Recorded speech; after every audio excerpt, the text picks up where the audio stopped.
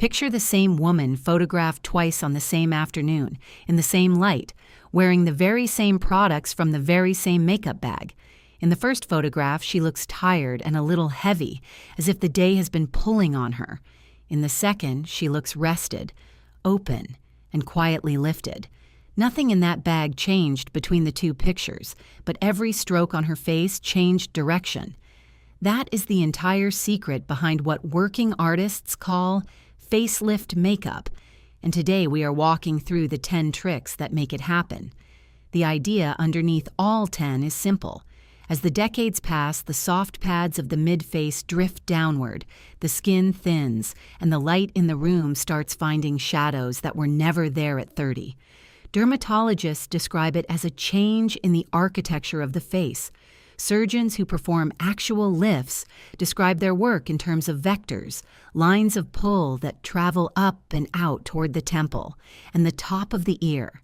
Facelift makeup borrows those same vectors with a brush instead of a scalpel.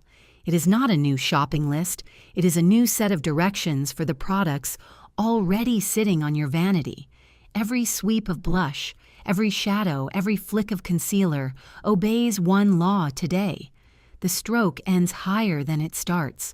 When color and light travel upward, the eye of anyone looking at you follows them upward, and the whole face reads as lifted.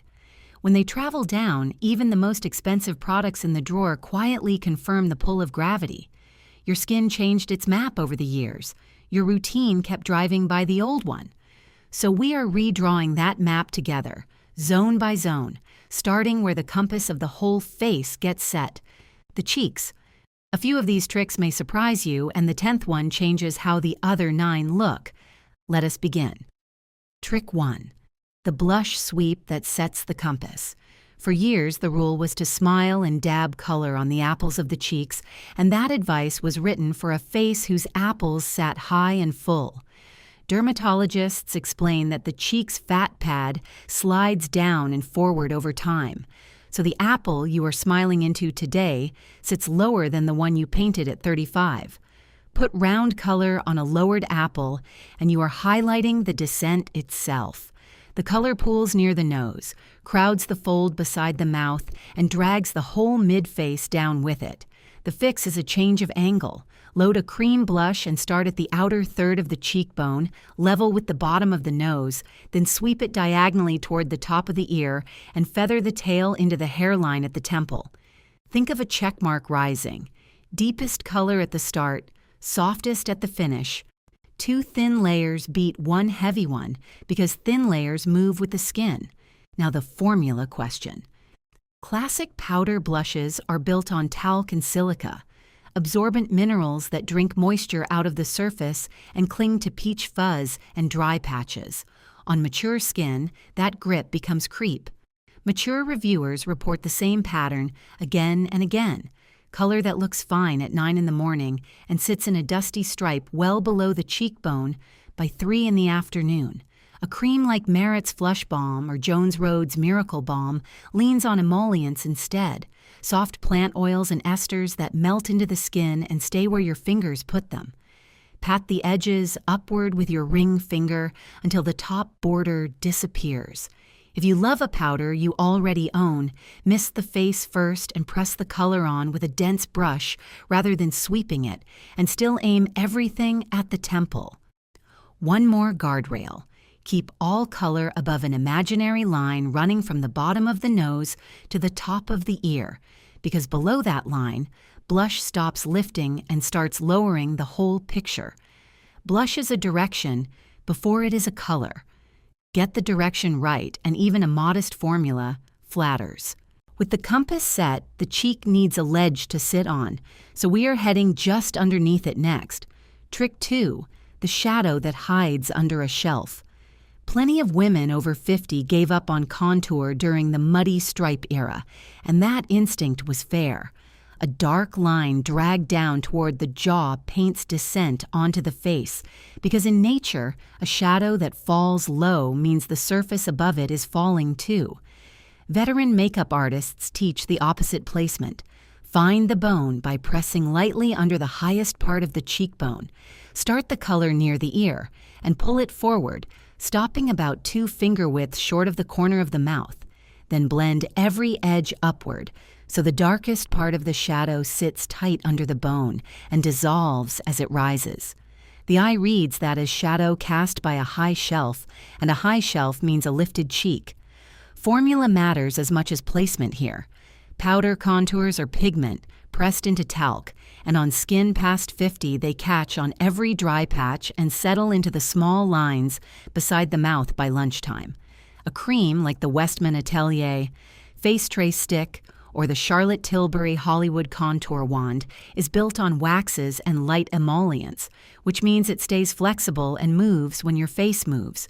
Choose a shade only 1 or 2 steps deeper than your skin and keep the undertone cool and muted, closer to a shadow than a tan, because warm orange bronzer reads as color rather than depth and cannot carve anything. Tap it out with a damp sponge, always pushing up and back toward the ear. If you can see the line from across the room, take half of it away. Test your work in daylight at a window, then check again at 4 in the afternoon. A cream placed high will still be sitting under the bone at dinner. A powder dragged low will have slid into the very folds you were trying to soften. A shadow can lift, as long as it lives beneath something high. The cheeks are done, and they have pointed the eye upward, so let us follow it to the brows, where one small tail decides the mood of the entire face. Trick 3, the brow tail that refuses to droop. The tail is the last third of the brow, and it is the part that time edits first. The skin of the outer brow loses support, the hairs thin from decades of plucking, and the whole tail settles a little lower each decade until it dips below the level of the brow's front. That is a problem bigger than the brow because the tail acts like a bracket around the outer eye. A tail that sinks draws a sad closing bracket. A tail that lifts draws an open one. Makeup artists who prepare faces for stage and screen check it with a simple guide. Hold a slim brush handle from the outer edge of the nostril past the outer corner of the eye. Where it crosses the brow is where the old tail ended. Today you will end yours a touch higher, aiming the last few strokes toward the top of the ear rather than the earlobe, and you will stop while the tail still sits level with the front of the brow or slightly above it. Use a fine tip pencil for this, something like the Anastasia Brow Wiz or the L'Oreal Age Perfect Brow Pencil, in a taupe 1 shade lighter than you think you need, because a soft color lets you place hair-thin strokes without a drawn-on look. Flick each stroke upward, never sideways, then brush everything up and set it with a clear or tinted gel. This is where ingredients work in your favor. Brow gels rely on film formers, flexible resins that wrap each hair and hold it in the lifted position all day, which matters when the hairs themselves are sparse and soft. Heavy, waxy pomades, on the other hand, weigh thin hairs down and turn patchy on dry brow skin by early afternoon. Mature reviewers repeat one warning worth keeping. Skip pure black even if your hair was once black, because hard contrast against softened coloring makes the whole face sterner. A gentle brown or taupe lifts without shouting. When the tails rise, the eyes underneath them look more awake before you have touched a single lash. The brow is the curtain rod of the eye. Hang it high. And now that the rod is up, we can draw the one line beneath it that most often gets aimed the wrong way, the wing. Trick 4, the wing that points at the brow. The classic cat eye asked you to extend the liner along the angle of the lower lash line, out and slightly down before the flick, and on a young lid with a tight crease that read as feline. On a mature lid where the outer corner has softened and the hood has come down to visit, the same wing follows the droop and underlines it. Worse, a wing drawn into the hooded area folds shut the moment you open your eyes, printing a smudge above the crease by the second hour. The corrected wing is shorter, higher, and drawn with the eyes open. Look straight into the mirror, find the tail of your brow, and imagine a line rising from the outer corner of the eye toward that tail. That is the runway. Draw a small stroke along it, Keep it short and stop before it enters the hooded skin, then thicken only the base of the line. Check it with eyes open after every stroke, because on a mature lid, the open eye is the only honest mirror. Formula decides whether the wing lasts or travels. Soft kohl pencils are built on emollients and waxes, which feel kind going on but migrate with warmth, wandering into the hood by lunchtime. A liquid liner such as the Stila Stay All Day or the L'Oreal Infallible Grip uses acrylate film formers and fast-drying alcohols. And for once, that drying character works for you, because the line sets into a thin, flexible film that stays exactly where you drew it. Dermatologists would flag those same alcohols in a face cream, but a hairline of liner is a different job than a moisturizer. Keep the color soft as well, a brown or a deep plum rather than jet black, since gentler pigment lifts the eye without hardening it, the way pure black can on thinner lids. If liquid feels shaky in your hand, press the angle in first with a matte shadow on a thin flat brush, then trace over it. One wing rule sits above all the others. The tail of the liner and the tail of the brow should be reaching for each other. When those two tails point together, the whole outer eye tilts upward. That is 4 lifts in place.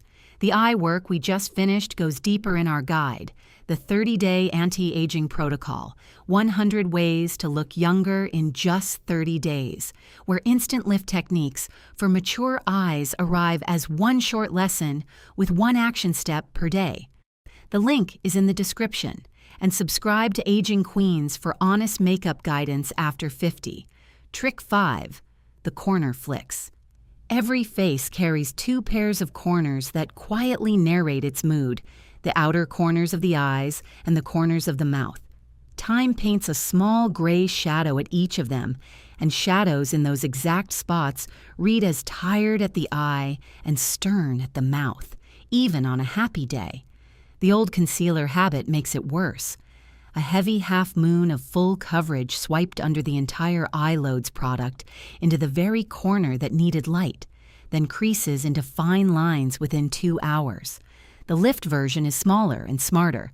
Take a concealer 1 shade brighter than your skin with a peach lean, because peach sits opposite blue and gray on the color wheel and cancels them on contact. At the eye, draw a short diagonal flick from the outer corner up toward the tail of the brow, then tap it in with the pad of your ring finger until only brightness remains. At the mouth, draw a tiny upward stroke rising from each corner, as if you were starting a small check mark, and melt it into the skin. Keep lipstick just inside the corners afterward, since color bleeding into that little valley redraws the downturn you erased. Now the formulas. Radiant concealers such as the NARS Radiant Creamy or Charlotte Tilbury's Beautiful Skin Concealer carry fine light reflecting pigments in a flexible emollient base, so they bounce light out of the shadow instead of plastering over it. Full coverage matte formulas lean on heavy pigment and dry powders like kaolin and silica, and in a moving corner they crack and gather by mid-afternoon. Whichever you choose, use less than you think and press, rather than wipe. Set only the eye flick, with the smallest whisper of loose powder on a tiny brush, because bare cream at the mouth corner survives a coffee cup better than a caked one. Mature reviewers describe the change in nearly the same words every time. People ask if they slept well instead of asking what makeup they wear. That is the whole aim. The corners were commenting downward. The flicks quiet the commentary. And with the corners settled, we can decide where the light itself should live, because the next trick is about placing every glow on purpose. Trick 6, light only on the high ground. Highlighter earned a rough reputation with women over 50 because the wrong kind is genuinely unkind. Chunky glitter formulas are built on large flake mica, and a large flake behaves like a tiny mirror on a hinge, flashing from inside every pore and crease it lands in. Fine pearl formulas behave differently. Their particles are small enough to blur rather than sparkle, laying down a satin sheen that reads as hydration on the skin. That is the kind we use, and we use it like a map pin. The human gaze goes to the brightest point on any face, so the brightest points must sit high. Tap a cream luminizer, something like the RMS Living Luminizer or the Charlotte Tilbury Beauty Light Wand, on the top of the cheekbone where it meets the temple, on the bone just under the tail of the brow, and with a light hand at the inner corner of the eye. A breath of it on the bow of the upper lip is allowed, because that one point lifts the mouth. Now the equally important half of the trick, the places light, must never sit.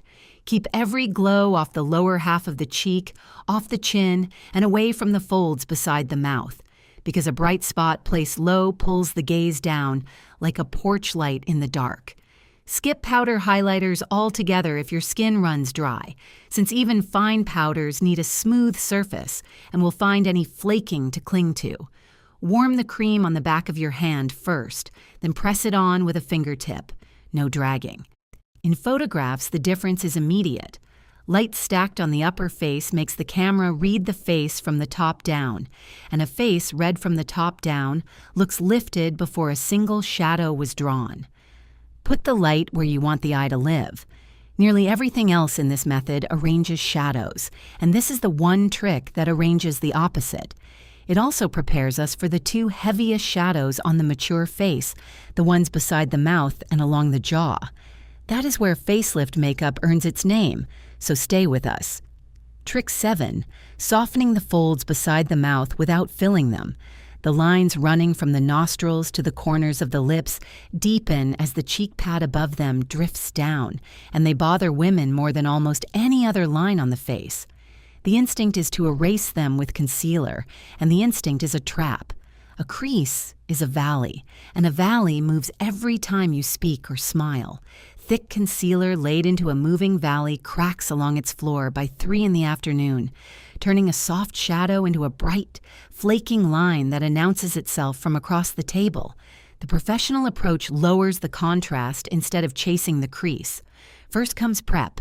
A blurring primer built on dimethicone, a silicone that sits in the groove and scatters light rather than sinking in, takes the depth down before any color arrives. Then, if you want more, use a liquid brightening pen half a shade lighter than your skin and draw a one-hair thin line only along the darkest floor of the fold, never across the whole area, and press it in with a fingertip until you cannot find its edge. The Maybelline Instant Age Rewind Brightener does this job well for a drugstore price. What you are doing is optical, raising the brightness of the shadow closer to the brightness of the cheek so the valley reads shallower. One thin pass, blotted, then hands off for the rest of the day, because building layers here only gives the crease more material to crack. Keep foundation in this zone thin as well, pressed on with a damp sponge that carries product away from the fold rather than into it. Dermatologists point out that the skin beside the mouth folds countless times a day, and no film former on the market holds still through that much movement. There is also a placement echo from earlier. Your blush, sitting high on the cheekbone, pulls attention away from this zone all on its own, which is why the tricks in this method work as a team. Judge the result from arm's length at a window, never from close range in a magnifying mirror, since nobody meets you at that distance. A softened fold disappears into a moving face. A filled fold cracks in it. Soften the shadow and leave the crease alone. From here, we travel one stop lower to the shadow that worries women most of all, the one gathering along the jaw. Trick 8, quieting the jowl shadow. Along the jawline, the mature face develops 2 soft pouches beside the chin, and beneath each pouch, a small shadow settles into the notch. Cameras and mirrors barely register the pouch itself. They register the shadow beneath it, because the eye judges where a surface is heading by the darkness underneath it. Darken that notch, and the jaw reads as falling. Brighten it, and the jaw reads as smooth. Yet the most common correction reaches for the exact reverse, sweeping bronzer or contour along the whole jawline to sharpen it, which pours more darkness into the very notches doing the damage. So the rule for the lower face is simple and a little surprising. Add light there, never depth. Take a concealer or a fluid foundation half a shade lighter than your skin. Tap a small amount only into the shadowed notch beside the chin and under each pouch, and blend with a fingertip until the valley matches the hill beside it. Sheer, flexible formulas win this job. Long-wear full-coverage foundations rely on heavy pigment loads and stiff film formers, and by the 6th hour they settle into the jowl crease and etch it deeper, while a light fluid base moves with the jaw through every word you speak. If you feel undressed without any structure below the cheeks, place a whisper of soft shadow on the underside of the jawbone itself, heading down toward the neck, where it deepens the boundary of the face without touching the notches on its front. Keep all bronzer above the line of the mouth otherwise. Makeup artists who work with mature clients describe the lower third of the face as a quiet zone. The less product and the less darkness it carries, the younger the whole face reads. Check your work by turning your head slowly in daylight, and if the notches flash dark as you turn, tap in a little more light. Erase the shadow and the sag goes quiet. That is the deepest lift in the whole method, and it costs 1 dab of concealer. 2 tricks remain, and both are about restraint, starting with the lashes you have been darkening for 40 years. Trick 9, retiring the lower lash line. For decades, the finished eye meant liner and mascara all the way around, top and bottom, a full frame. On a mature eye, that frame becomes a weight. Darkness along the lower lashes drops a shadow exactly where age has already placed one, doubling the look of hollows, and it rarely stays put. Lower lash mascara is carried on film formers that flake as they dry, and every blink ferries those flakes into the fine lines below, printing small dark half-moons by the middle of the afternoon. Kohl on the lower waterline behaves even less politely because the waterline is wet and soft kohl waxes dissolve in tears and natural oils, migrating downward within the hour. Ophthalmologists add a practical caution here. Mature eyes tend to run drier, and pencil dragged along the waterline can irritate them into watering, which undoes the entire eye. So the lift protocol is almost embarrassingly easy. Curl the upper lashes, coat them in 2 thin layers of mascara, brown rather than harsh black if your coloring has softened, and then stop. Leave the lower lashes bare, or at most, press a soft taupe shadow into the outer third with a small brush, angled up toward the temple, so even that whisper obeys the law of the day. If your eyes look unfinished to you, brighten instead of darkening. A nude or flesh-toned pencil on the lower waterline pushes the whites of the eyes wider and reads as a full night of sleep, the exact opposite of what black kohl was doing in the same spot. Give yourself 1 honest week with this. Mature reviewers who make the switch describe the same arc, where the first 2 days feel underdone, and by day 5 the old full frame looks heavy in every photograph. The upper lashes lift the eye, the lower lashes were lowering it. Keep the effort where the lift is, and now everything is in place for the finale, the single decision that sits underneath all 9 tricks so far, the finish of the skin itself. You can angle every line perfectly and still lose the lift to the wrong texture. Trick 10, the satin finish that carries all the others. Many of us came of age in the powder years, when shine was the enemy and a matte face was a finished face. That rulebook was written for oily skin in its 20s. Past 50, oil production falls, yet the mattifying machinery in our old products keeps running anyway. Long-wear matte foundations and heavy setting powders lean on talc, silica, and kaolin, absorbent minerals designed to drink oil, and when there is little oil left to drink, they pull moisture from the skin itself, cling to every dry patch, and sink into lines by midday. But the deeper problem is optical. A fully matte surface swallows light. Surfaces that swallow light look flat, and flat surfaces read as heavy and low, which means a matte face argues against every upward stroke you drew today. A satin finish argues for them. Satin sits between matte and dewy, a soft skin-like sheen with no glitter in it, and it reflects light gently in every direction, keeping the whole surface of the face visually up. Building it starts before makeup. Layer a humectant serum, glycerin or hyaluronic acid, both water magnets that plump the surface for hours, under a cushioning moisturizer, and let them settle. Then choose a base with radiance built in, the L'Oreal Age Perfect Radiant Serum Foundation, at the drugstore, or the Ilia Super Serum Skin Tint, if you prefer sheer, and press it on with a damp sponge. Powder becomes a small tool rather than a blanket. Take a fine translucent powder and press it only where movement truly demands it.